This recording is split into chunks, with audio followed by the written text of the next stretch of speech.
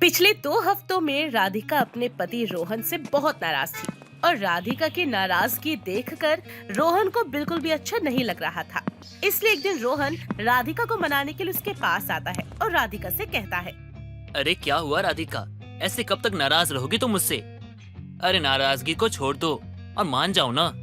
अरे रहने दो ना, आपको मेरी नाराजगी से क्या ही फर्क पड़ता है। अगर फर्क पड़ता होता ना तो मुझे मनाने की कोशिश करते, पर यहाँ तो आपको सिर्फ और सिर्फ अपना काम ही दिखाई देता है। मेरे लिए तो आपके पास बिल्कुल भी टाइम ही नहीं है। अच्छा बाबा सॉरी। और हाँ, अपनी आंखें बंद करो, मैं तुम्हारे लिए ना एक तोहफा लेकर आया हूँ छोटा सा। आंखें बंद करो। कहीं आप झूठ तो नहीं बोल रहे हो ना? देखो, अगर आपने फिर से मेरे साथ मजाक किया तो याद रखना, इस बार मैं बहुत लंबे टाइम के लिए ना नाराज हो जाऊंगी आपसे। अरे बाबा ऐसा कुछ भी नहीं है, तुम आंखें बंद तो करो। रोहन के कहने पर राधिका अपनी आंखों को बंद कर लेती है और आंखें बंद करते ही रोहन एक सुंदर सा नेकलेस सेट राधिका के हाथ पर रखता है और कहता है, अब तुम धीरे धीरे अपनी आंखें खोलो और देखो कि मैं तुम्हारे लिए क्या लाया हूँ। राधिका रोहन के कहने पर अपनी आंखों को खोलती है और नेकलेस सेट देखकर राधिका बहुत खुश होती है और वो खुशी से अपने पति को गले लगा लेती है और कहती है, वाओ रोहन, ये मेरे लिए है। नहीं नहीं, तुम्हारे लिए थोड़ी लाया हूँ, वो मेरी दूसरी पत्नी है ना, उसके लिए लेकर आया हूँ। अरे कैसी बात करती हो तुम, बिना हद कर देती हो यार। जब मेरी पत्नी तुम हो तो तुम्हारे लिए लाया हूँगा ना। लेकिन कुछ भी कहो रोहन, ये तो बहुत सुंदर है। Thank you so much. आपका ये सरप्राइज देखकर ना मेरी नाराजगी एक बार में ही छू मंतर हो गई। सच में ये मुझे बहुत पसंद आया। देखा, मुझे पता था ये देने के बाद मुझे ज्यादा समय नहीं लगने वाला तुम्हें मनाने में। देखा तुम कितनी जल्दी मान गई, इसीलिए मैं ये लेकर आया था ताकि मेरी पत्नी बहुत जल्दी मान जाए और अपना गुस्सा जल्दी से थूक दे। अच्छा ये तो बताओ कि ये तोहफा कितने का है? ये देखने में तो बहुत महंगा लग रहा है। हाँ महंगा तो होगा ही, प्योर गोल्ड है और इसके ऊपर जो नग है ना वो हीरा है असली।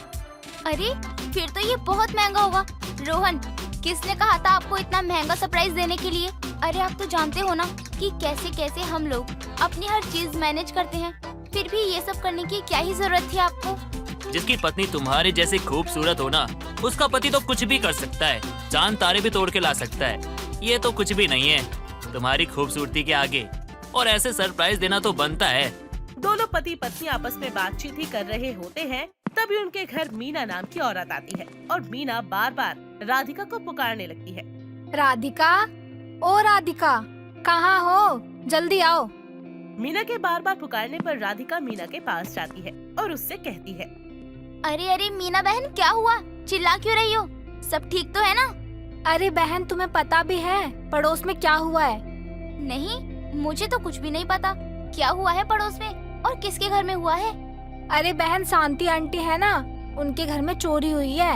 और तुम्हें तो पता ही है ना कि वो पूरे मोहल्ले में सबसे अमीर औरत है। उनके पास ना धन दौलत की कोई भी कमी नहीं है, तभी तो कल रात उनके घर में चोरी हो गई। और पता है, इस चोरी से ना बेचारी आंटी का रो रो कर ना बुरा हाल हो गया है। हे भगवान, पता नहीं क्या बीत रही होगी आंटी के ऊपर। अरे उन्होंने तो अपने घर के बाहर सीसीटीवी कैमरे लगवा रखे हैं, फिर कैसे चोरी हो गई? अरे यही तो सोचने वाली बात है राधिका, कि शांति आंटी के घर के बाहर तो सीसीटीवी कैमरा लगा हुआ है, तो उनके घर में चोरी हो गई।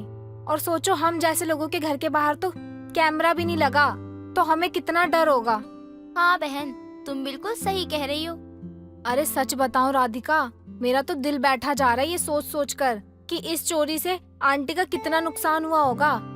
उनके रोने की आवाज सुनकर तो मुझे भी रोना आ गया। सच बता रही हूँ राधिका, जिसने भी चोरी की है ना, भगवान कभी भी उसको खुशी ना दे। हाँ तुम बिल्कुल ठीक कह रही हो। मुझे तो चोर लोगों से ना बहुत नफरत होती है।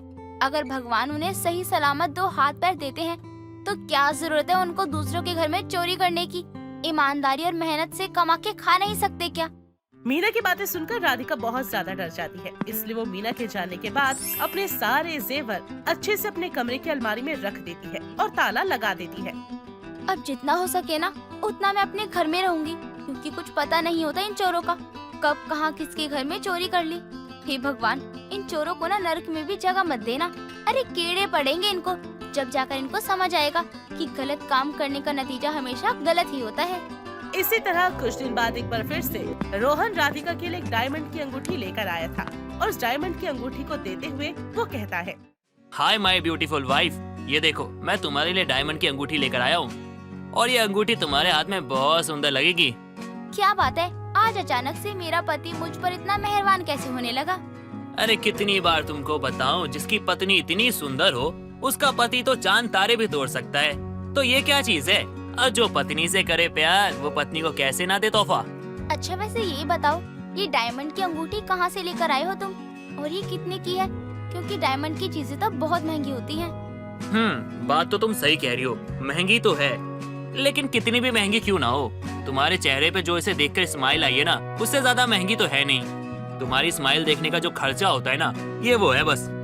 सच में रोहन, मैं बहुत किस्मत वाली हूँ, तभी तो मुझे ऐसा पति मिला। भगवान हर 7 जन्मों में ना मुझे आपकी ही पत्नी बनाकर भेजे, क्योंकि आप मुझे बहुत खुश रखते हो और आपके साथ मुझे बहुत अच्छा लगता है। डायमंड की अंगूठी लेकर राधिका तो बहुत खुश थी। उसे ऐसा लग रहा था जैसे रोहन जैसा पति पाकर वो दुनिया की सबसे खुशकिस्मत लड़की है। लेकिन क्या राधिका का सोचना बिल्कुल सही था? ये तो कहानी में अब आगे देखने पर ही पता चलेगा। इसी शाम राधिका मार्केट से सब्जी लेकर घर पर आ रही थी। तभी रास्ते में राधिका को उसकी पड़ोसन मधु मिल जाती है और मधु राधिका से कहती है, अरे राधिका बहन, मुझे ना तुमसे बहुत ही ज्यादा जरूरी बात करनी थी। अगर तुम्हें बुरा ना लगे तो बोलूं क्या? हाँ हाँ बोलो ना, आखिर क्या बात है बहन? अरे तुम्हें पता चला? अरे हमारे मोहल्ले में चोरी हुई है। वो है ना शांति आंटी जी, उनके घर में। हाँ बहन, बहुत बुरा हुआ आंटी के साथ।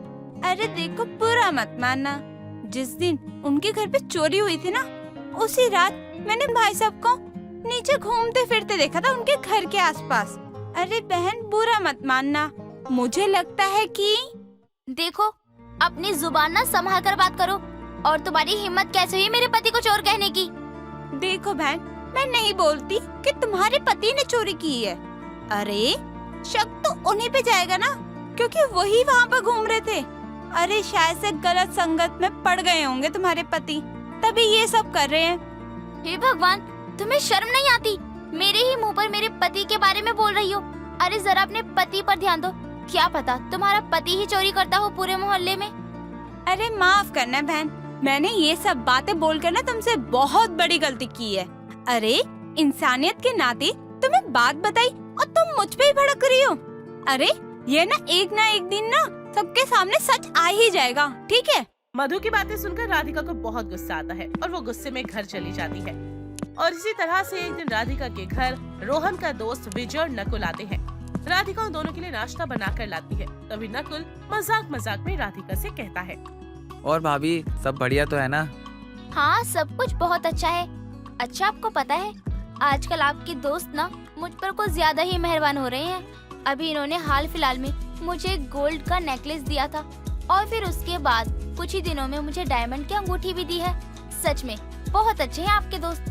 भाभी जरा आपको उससे पूछना चाहिए था कि वो ये सब लाता कहाँ से है। भाभी जब हम एक साथ पढ़ते थे ना, तब उसकी आदत थी, वो किसी का पेन, किसी की कॉपी, किसी की बुक, कुछ भी चुरा लिया करता था। एक बार तो उसने गली के कुत्ते का बिस्किट चुरा लिया था, खुद भी खाया और सभी दोस्तों को खिलाया। बाद में पता चला हमें कि वो कुत्ते का बिस्किट था। सच बता रहा हूँ भाभी, बहुत गंदी आदत है उसकी चोरी करने की। नकुल की बातें सुनकर राधिका को बड़ा अजीब लगता है, क्योंकि राधिका और रोहन की अरेंज मैरिज हुई थी और इन दोनों को एक दूसरे की शादी से पहले की कहानी के बारे में कुछ नहीं पता था। इसलिए राधिका के मन में रोहन को लेकर अब शक पैदा होने लगा था। कहीं मैं जो सोच रही हूँ वो सच तो नहीं है ना? कहीं सच में मेरा पति तो चोरी नहीं कर रहा? मुझे तो कुछ भी समझ नहीं आ रहा।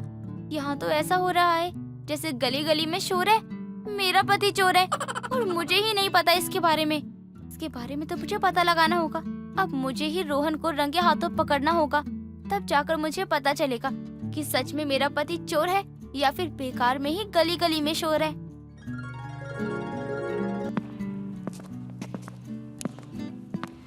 राधिका को अपने पति पर शक होने लगता है और वो अपने मन में शक को लेकर बहुत ज्यादा परेशान हो जाती है। वो इस शक को हमेशा के लिए दूर करना चाहती थी, इसलिए राधिका जानबूझकर रोहन पर नजर रखना शुरू करती है।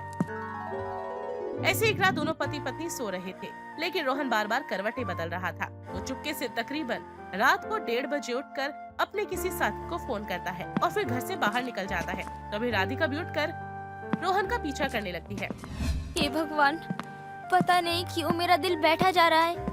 मेरे मन में जो शक था वो शक नहीं बल्कि सच्चाई है। यहाँ तो सच में मेरा पति चोर है। रोहन घर के बाहर अपने साथी का इंतजार कर रहा था। तभी वहाँ पर रोहन का एक साथी आता है।